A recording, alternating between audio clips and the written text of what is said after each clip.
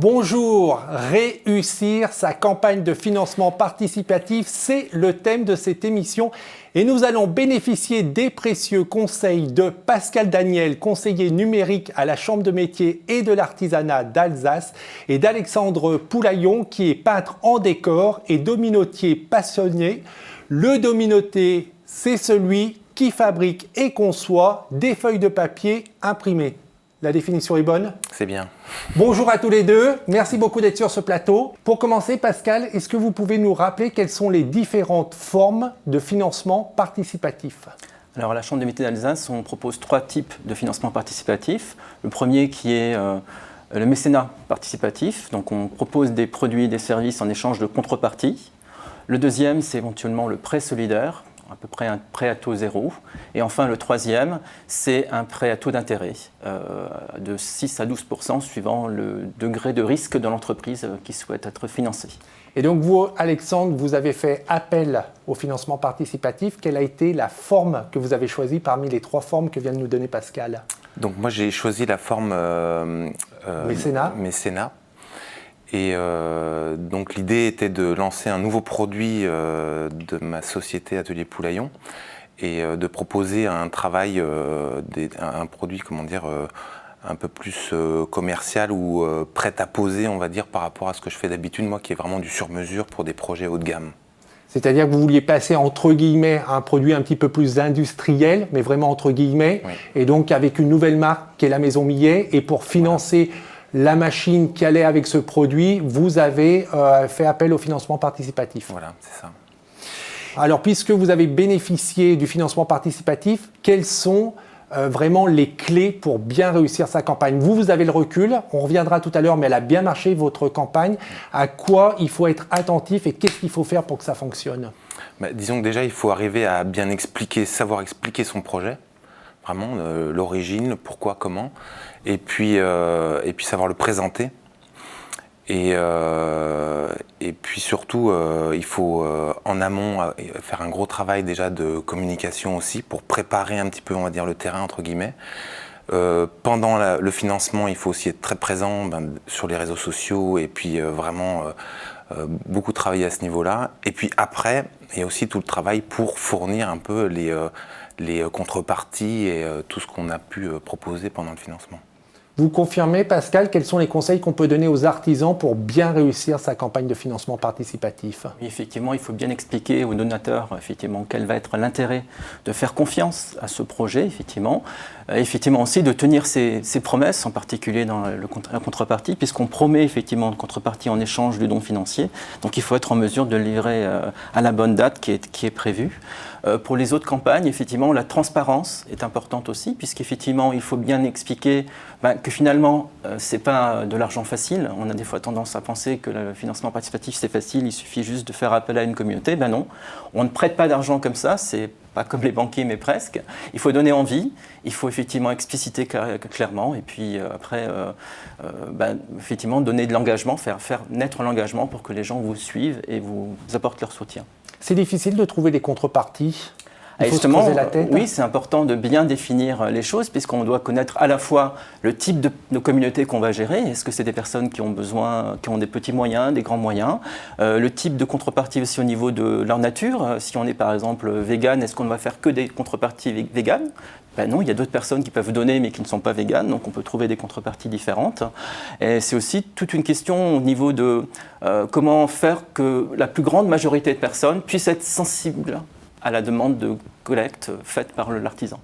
Quelles étaient les contreparties pour votre projet? Donc on peut rappeler, vous, c'était vraiment l'achat d'une machine? Oui, alors c'était l'achat d'une machine et puis tout ce qui va autour de cette machine-là et d'acquérir les compétences aussi pour utiliser cette machine.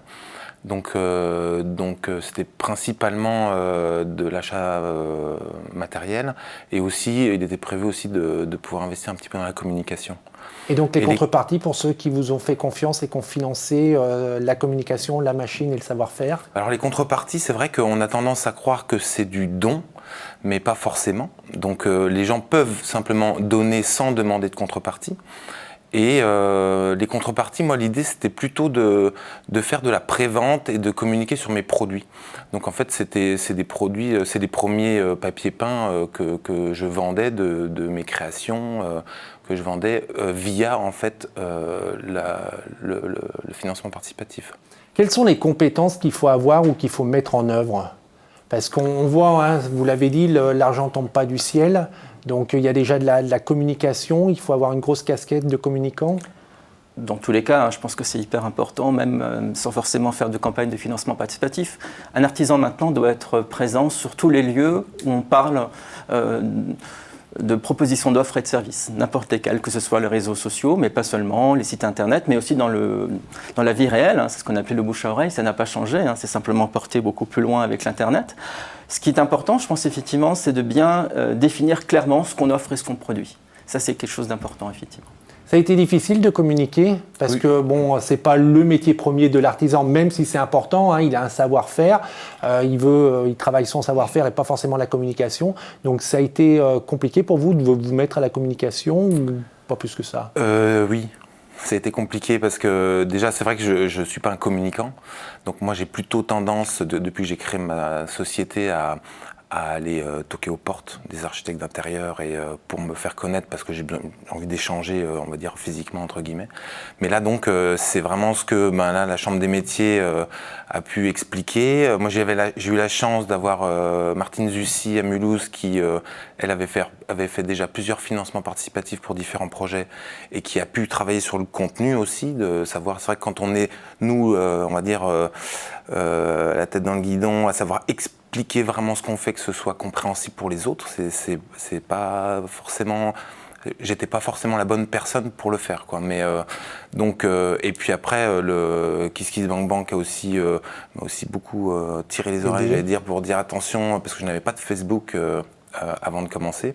J'en ai fait une semaine avant de commencer le financement, donc c'est vrai que tout le monde était un petit peu en panique autour de moi, à dire oh là là, mais tu peux pas commencer ça comme ça. Et c'est vrai que donc ça c'était un travail, et pendant le financement il fallait être là, quoi. Il fallait être présent, communiquer.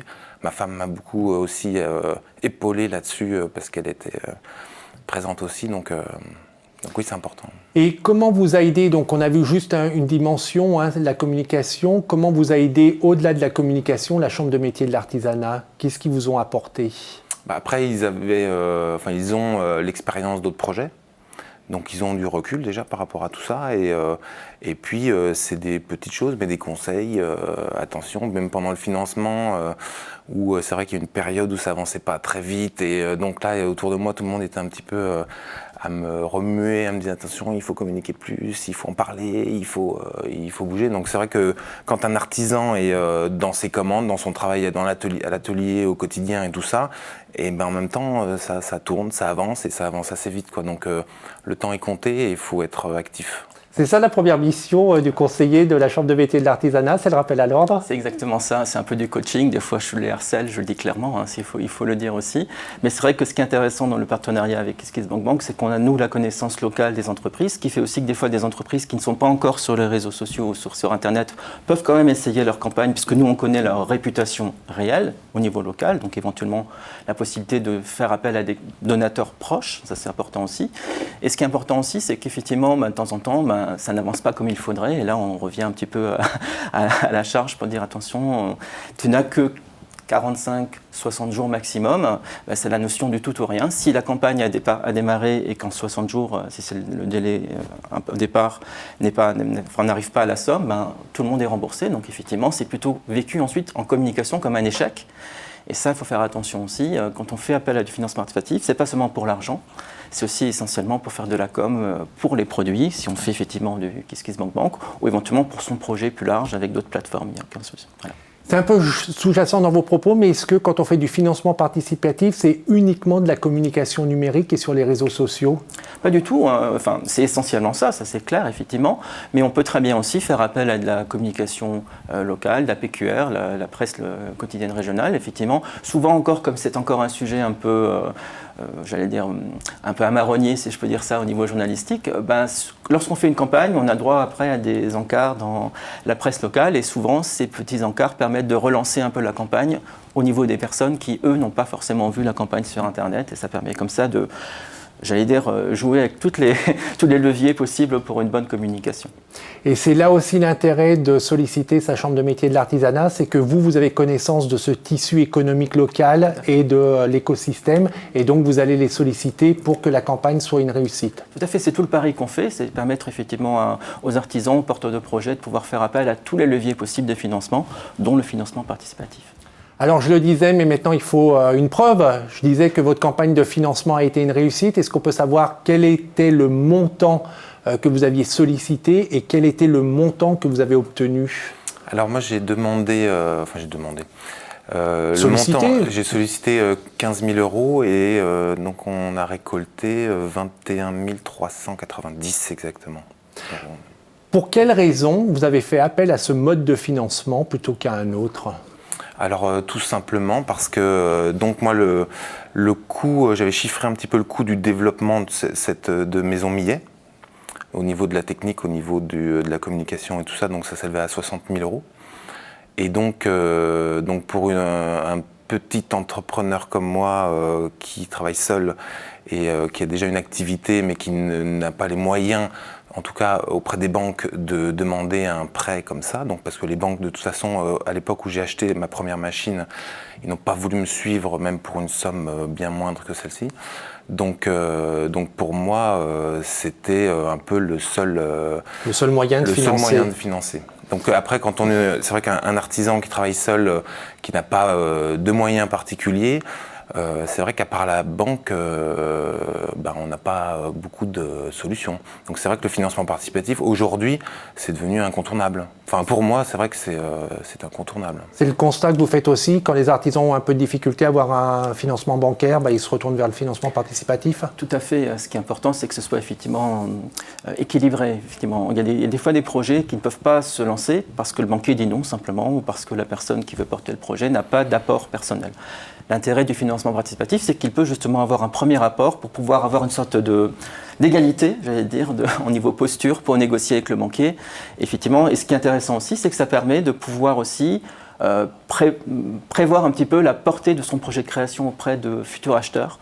Donc il y a les deux, l'étude de marché un petit peu avant pour le créateur et aussi l'équilibre de posture par rapport au banquier pour pouvoir négocier, parce qu'on ne peut pas, Alexandre l'a bien dit, on ne peut pas tout financer par le financement participatif. Il y a toujours en gros moitié-moitié, voire d'autres apports éventuellement, pour pouvoir financer un projet total. Et tout l'intérêt, c'est justement de faire à la fois de la com et du financement pour pouvoir après revoir le banquier qui sera déjà rassuré, puisqu'il faut aussi rassurer le banquier des fois pour pouvoir aller un peu plus loin pour le projet de création ou de développement. Et pour terminer, les artisans qui seraient un peu craintifs, et pour leur montrer que c'est plus du tout anecdotique et que c'est en train de se vulgariser à une vitesse incroyable, est-ce que vous avez un bilan national, savoir combien d'artisans ont fait appel au recours au financement participatif? Oui, tout à fait. Là, j'ai effectivement quelques petits chiffres. Effectivement, depuis maintenant 2015, la date à laquelle on a fait le partenariat avec KissKissBankBank, il y a à peu près 57 projets qui ont été portés par les chambres de métiers en France, et avec un taux de réussite de 79%. Le montant collecté est en gros de 430 000 €, ce qui est déjà pas trop mal, effectivement. Et ce qui est intéressant de noter, c'est que le taux moyen de réussite national des campagnes de financement participatif, c'est plutôt de 59-60%. Et celles qui sont accompagnées par les chambres de métiers, c'est plutôt dans l'ordre de 79-80%. Et donc là, on voit bien l'intérêt de pouvoir comme ça matcher, si je peux dire ça comme ça, la connaissance terrain des chambres de métiers et la connaissance technique des équipes de KissKissBankBank pour faire réussir une campagne, malgré le fait effectivement que l'artisan est des fois tout seul pour devoir faire sa campagne, mais c'est aussi comme ça qu'on lui apprend à mieux communiquer. Moi je viens du numérique, je suis conseiller numérique à la chambre de métier, c'est toujours difficile de dire le numérique ça sert à quelque chose, il me dit oui ça ne sert pas forcément à grand chose, il ne sait pas encore tout à fait. Là c'est un levier supplémentaire, le financement généralement ça lui fait un peu plus réagir, quand tu dis ouais, mais tu peux aussi peut-être gagner un peu de cash, si je peux dire ça comme ça, ça change les choses. Et donc encore une preuve qu'il vaut mieux se faire accompagner dans ces projets par la Chambre de métier de l'artisanat qu'y aller seul. Si on doit conclure cette émission, n'hésitez pas à faire appel au financement participatif, mais c'est un projet qui se prépare, l'argent ne tombe pas du ciel et pour bien préparer, faites appel aux chambres. Merci beaucoup à tous les deux. Merci à vous. Pour ceux qui voudraient en savoir plus sur l'activité d'Alexandre, il y a 2 sites internet, c'est www.atelierpoulaillon.com et maisonmillet.com pour savoir ce que propose la Chambre de métier et de l'artisanat d'Alsace en matière d'accompagnement de financement participatif, mais également toutes les autres formations. Il y a là également un site internet www.cm-alsace.fr et plus largement le portail de l'artisanat www.artisanat.fr. Un dernier petit site internet pour revoir cette émission, www.demain.fr. On se retrouve la semaine prochaine, en attendant que le souffle de la création et que l'esprit de l'artisanat vous accompagne. Au revoir.